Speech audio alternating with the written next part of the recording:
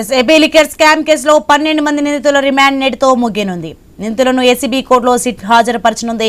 కేసిరెడ్డి, రాజశేఖర్ రెడ్డి, చాణక్య, పైలా దిలీప్, సజ్జల శ్రీధర్ రెడ్డి, ధనంజయ రెడ్డి, కృష్ణమోహన్ రెడ్డి, గోవిందప్ప బాలాజీ, చెవిరెడ్డి, వెంకటేష్ నాయుడు విజయవాడ జిల్లా జైల్లో ఉన్నారు. గుంటూరు జిల్లా జైల్లో బాలాజీ, కుమార్ యాదవ్, నవీన్ ఉన్నారు. రాజమండ్రి సెంట్రల్ జైల్లో మిథున్ రెడ్డి ఉన్నారు. వారందరినీ ఏసీబీ కోర్టులో హాజరుపరచనున్నారు.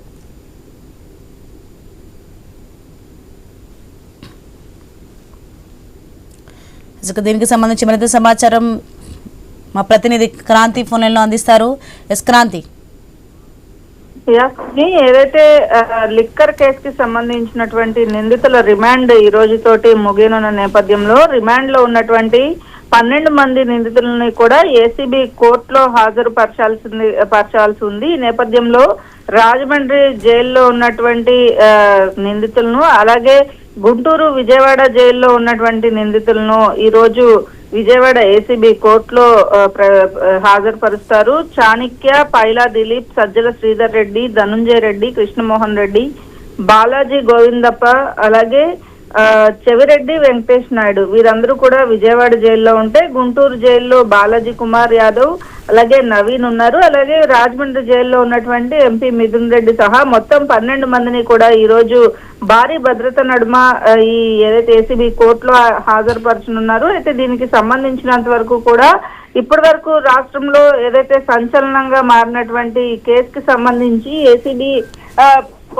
ఏదైతే కోర్టు ఒక అభ్యంతరాలను కూడా వ్యక్తం చేసింది. వీరికి సంబంధించినంత వరకు కూడా అలాగే దీని సిట్ అభ్యంతరాలన్నింటినీ కూడా 3 రోజుల్లోగా నివృత్తి చేసి కౌంటర్ దాఖలు చేయాలని కూడా ఆదేశాలు జారీ చేసింది. ఈ నేపథ్యంలో ఇప్పటికే ఈ కేసుకి సంబంధించి 2 ఛార్జ్ షీట్లను కూడా దాఖలు చేశారు. జూన్ 19న ప్రైమరీ ఛార్జ్ షీట్, అలాగే ఆగస్టు 11న అడిషనల్ ఛార్జ్ షీట్ ను కూడా సిట్ సమర్పించింది. అయితే ఈ తాజాగా దాఖలు చేసినటువంటి ఛార్జ్ షీట్ పైన న్యాయస్థానం అనేక అంశాలపైన అభ్యంతరం వ్యక్తం చేసింది. వాటిని సరిచేసి తిరిగి ఇవ్వాలని కూడా చెప్పడంతో కోర్టు తీర్పుతోటి సిట్ అయితే మరొకసారి దానికి సంబంధించి ఎటువంటి నిర్ణయం తీసుకుంటుందనేది అయితే వేచి చూడాలి. అయితే జూలై 19న దాఖలు చేసినటువంటి సిట్ తో ప్రిలిమినరీ ఛార్జ్ షీట్ లో ప్రస్తుతం ఉన్నటువంటి అంశాలతో పాటుగా ఆగస్టులో దాఖలు చేసినటువంటి మొత్తం 21 అంశాలను ప్రస్తావించింది. దీనికి సంబంధించినంత వరకు కూడా ఈ కేసులో రిమాండ్ పొడిగించడంతో పాటుగా ఏదైతే సిట్ దాఖలు చేసినటువంటి ఛార్జ్ షీట్ లోని సవరణలు చేసి తిరిగి ఛార్జ్ షీట్ కూడా 3 రోజుల్లోగా దర్యాప్తు వివరాలు ఇవ్వాలని చెప్పి సిట్ అధికారులను కోర్టు ఆదేశించింది. సోని, కాంతి, ఒక నిమిషం లైన్లో ఉండండి. మరోవైపు మద్యం కుంభకోణం కేసులో ముడుపుల ద్వారా కొలగొట్టిన 3,500 కోట్లను ఎలా దారి మళ్లించారో ఓ పట్టిక రూపంలో వివరాలు సమర్పించాలని విజయవాడ ఏసీబీ న్యాయస్థానం సిట్ ను ఆదేశించింది. ఫోరెన్సిక్ నివేదికలు పొందుపరచాలని నిర్దేశించింది. నిందితుల జాబితాలోని సంస్థలకు సంబంధించిన ప్రతినిధులు వారి హోదాల వివరాలన్నింటినీ సమగ్రంగా ఇవ్వాలని సూచించింది. ఈ కేసులో జూలై 19న సిట్ దాఖలు చేసిన ప్రాథమిక అభియోగ పత్రంలోని పలు అంశాలపై మరింత స్పష్టత, సమాచారం కోరుతూ అభ్యంతరాలు వ్యక్తం చేస్తూ ఏసీబీ కోర్టు సిట్ కు సోమవారం మెమో జారీ చేసింది. మొత్తం 21 అంశాలను అందులో ప్రస్తావించింది. 3 రోజుల్లోగా ఈ వివరాలు సమర్పించాలని దర్యాప్తు అధికారిని ఆదేశించింది. కాంతి, మనం చూస్తున్నాం మరోవైపు మద్యం కుంభకోణం కేసులో ముడుపుల ద్వారా కొల్లగొట్టిన 3,500 కోట్లను ఎలా దారి మళ్లించారో ఓ పట్టిక రూపంలో వివరాలు సమర్పించాలని విజయవాడ ఏసీబీ న్యాయస్థానం సిట్ ను ఆదేశించింది.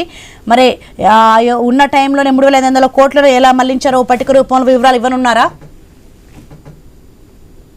ఎందుకంటే ఏదైతే 2 ఛార్జ్ షీట్లను దాఖలు చేశారో మొదటి ఛార్జ్ షీట్ లో ప్రిలిమినరీ ఛార్జ్ షీట్ లో కొన్ని అభియోగాలను మోపుతూ ఇచ్చినటువంటి ఆధారాలతో పాటు ఎక్కడెక్కడ ఏ డబ్బులు ఖర్చు పెట్టారు అనే విషయాలకు సంబంధించినంత వరకు కూడా కొంత క్లియర్ గా ఇన్ఫర్మేషన్ ఇవ్వాలి అంటూ కూడా కొన్ని ఆదేశాలు ఇచ్చింది. అయితే దానికి సంబంధించి ఛార్జ్ షీట్ లో ఏవైతే కొన్ని సవరణలు కూడా కోర్టు ఆదేశాలు ఇవ్వడం జరిగింది. ఈ నేపథ్యంలో సిట్ అధికారులు దానికి సంబంధించినంత వరకు కూడా ఏదైతే ఈ కేసుకి సంబంధించినంత వరకు 3,500 కోట్ల రూపాయలకి సంబంధించినంత వరకు కొన్ని వీడియోలు, ఫోటోలు తో పాటుగా కొన్ని ఆధారాలను కూడా జప్తు చేసింది. అయితే వీటితో పాటు ఏవైతే కొన్ని అభ్యంతరాలను సిట్ అధికారులు కోర్టు వ్యక్తం చేసిందో వాటిలన్నింటినీ కూడా జత చేసి 3 రోజుల్లోగా దీనికి సంబంధించినటువంటి ఆధారాలు, అలాగే ఒక ఏవైతే ఆధారాలు అడిగావో వాటిలన్నింటినీ కూడా ఒక టేబుల్ రూపంలో వేసి ఒక ఫామ్ లో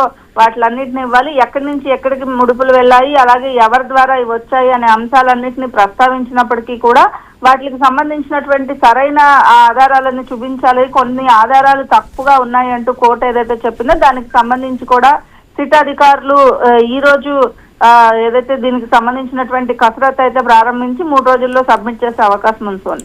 right, thanks for the information Kanthi.